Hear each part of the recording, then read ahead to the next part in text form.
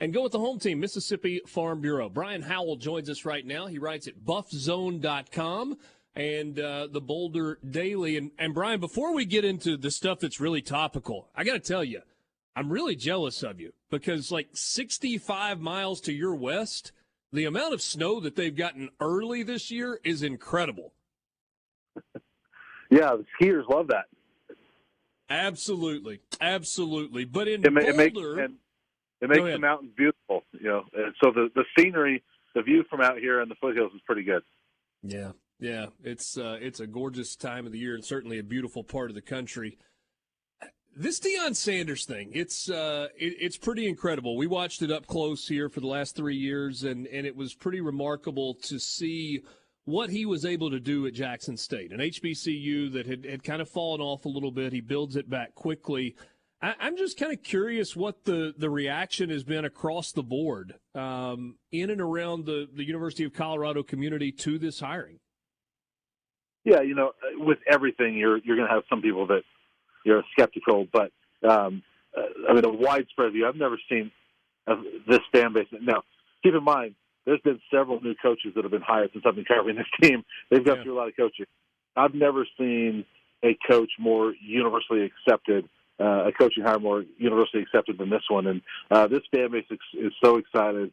They can't believe that CU was able to land Deion Sanders and bring him here. So, yeah, this fan base is, they've kind of lost their minds with how excited they are.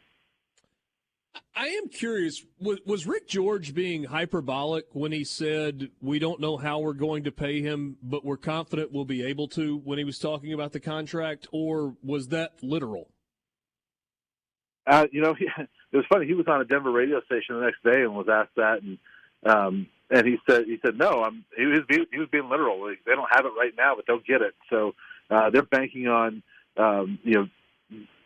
what Deion does. They're banking on him selling out the stadium or getting close to it. That they're going to make a lot more money through ticket sales and through merchandise sales and through. They're hoping that the Pac-12 comes through with a really nice media rights deal that they're negotiating right now. So they're kind of banking on all of those things, which right now the impact as far as season ticket sales has been pretty big. So they might be right with that. It's going to be certainly a fascinating part of the story to follow. So, Brian, when I think about Folsom Field, I think about one of the most gorgeous settings in all of college football. There are a few maybe that rival it, but it's absolutely spectacular. And it's got this kind of old feel to it. I've never been there in person, but I remember before Pac-12 After Dark was cool, before it was fun, you would watch a Colorado game in the Central Time Zone late at night, and there'd be great crowds. And it felt like that was a passionate fan base, even if it wasn't the biggest stadium. It hasn't looked like that in recent years. Is the Colorado fan base hungry to get back to that place? Will the fan base respond and fill that place up and be committed? Yeah, they will. To be honest with you, it's not the same, but they've still shown up at times. After Carl Durrell was fired 5 weeks into the season this year, the next game, they won. They beat Cal. Mike Stanford was the interim head coach, and it was family weekend, and so that impacted a little bit. But that place was almost sold out, when they were 0-5 and getting blown out every week. So, and when they came back from the pandemic last year, the attendance was super high last year. This fan base is just hungry for really good football. And you're right, it's one of the best settings.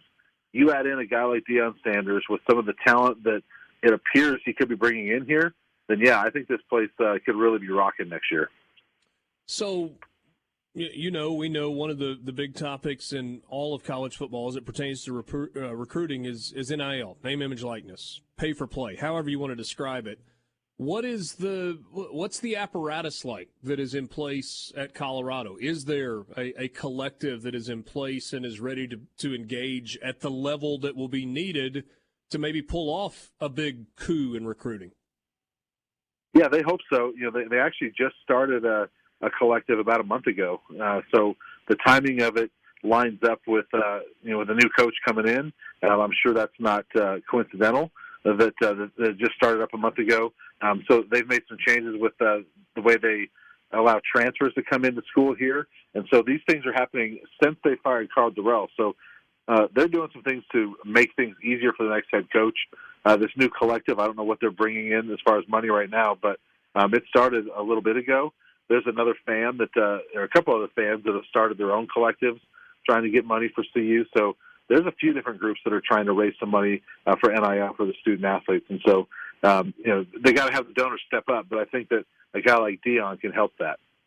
Yeah, it's going to be really, really fascinating to see. What did you make of the videos that came out of the initial address that he had with his team, maybe with what he said to his Jackson State team as he was walking away, and maybe some of his initial comments with the media?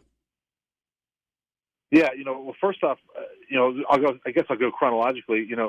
I thought his, what he said to Jackson State, was great. I thought it was a good inside look at what, he means to that team. And there was actually a second video that was put out where, some Q&A with the players. And it looks, at least on those videos, that he's got a good rapport with those players and the support staff there. As far as the press conference, he won it, absolutely. I mean, people were laughing at all of his jokes. It felt like, I was there at a comedy routine, not a press conference, because people were laughing and cheering, all this stuff. It was unlike anything I've ever seen. And then as far as the player meeting with CU, I didn't really like the tone of it for an initial player meeting. For me, I thought that he should have been more, rah-rah a little bit and gotten those guys excited about him being there. But it was kind of very matter of fact, like, hey, I'm coming, and you better work or else you're out of here. And so, but that's the way Dion is. I have seen a second video that his team has posted with the specialists, and he was a lot more, reserved in that regard, and kind of building them up a little bit and saying, hey, we're ready to go. Let's go. So I'm not sure totally what to make of all the stuff with the players, but I think his messaging so far has been pretty good overall. And Brian, I couldn't help but wonder, and now I understand that Colorado was 1-11. I get that. But I couldn't help but wonder what it does to a locker room when before you've even had a practice, he says, hey, my son's going to be the quarterback. Basically, I'm paraphrasing, but that was the message. Yeah, I mean, it was, and you're really not even paraphrasing. I mean, it was in the press conference when, he has Shedeur stand up and he says, that's your quarterback, and I've heard some people say, I wonder if he just committed an NCAA violation there because Shedeur's not even in the transfer portal yet. So that's a Jackson State player that he just said, hey, that's your quarterback. So, it's interesting that he would do that. But, he did tell the players, he said, I've got a quarterback coming. They all know who that is. And he said, I've got 10 other guys coming with me. And so it's got to be a wake-up call for that locker room. And they know they weren't very good last year, but I'm sure there's some pride as players and as athletes that they want to win those spots, and they feel like they can compete for them. Visiting with Brian Howell. He writes at BuffZone.com, and the Boulder Daily does a great job covering Colorado and Colorado football in particular, which we don't talk about or haven't talked about all that often as we sit here in Mississippi, but obviously a connection here today. Last thing, Brian. I mean, so from 1-11 to what?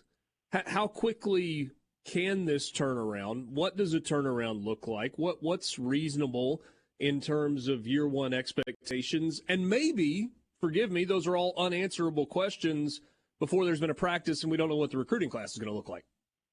Yeah, that's what I was going to say. I think, initially my thought is, I think they could potentially be a bowl team next year, but I want to see what happens as they get through this recruiting cycle and, when the transfer portal window closes in 40 days or whatever it is at this point, what talent does he actually bring in? There's this hype and this belief he's going to bring in a ton of talent, but will he? So let's see what he actually brings in. The transfer portal is huge. He's got to bring in a lot of talent through the transfer portal this year. If he does that, I think that, with his energy and with some of the talent, then maybe they are a bowl team next year. But I'd like to wait and see what they actually bring in first. Shedeur's a good start, and if he's going to bring Travis Hunter and some of those guys from Jackson State, that's a pretty good start. But, he's got to bring in more than that. Hey, who's the most beloved former Colorado player? Wow, that's a good question. It might be Darian Hagan, who he's been the running backs coach here for the last several years. He was the quarterback of the 1990 national championship team, but it might be him. I was just curious if it would be somebody like Cordell Stewart or somebody along those lines that maybe a little more mainstream to people outside Colorado, and if there was an effort to bring guys like that in, or maybe how they had reacted. But maybe a conversation for another day.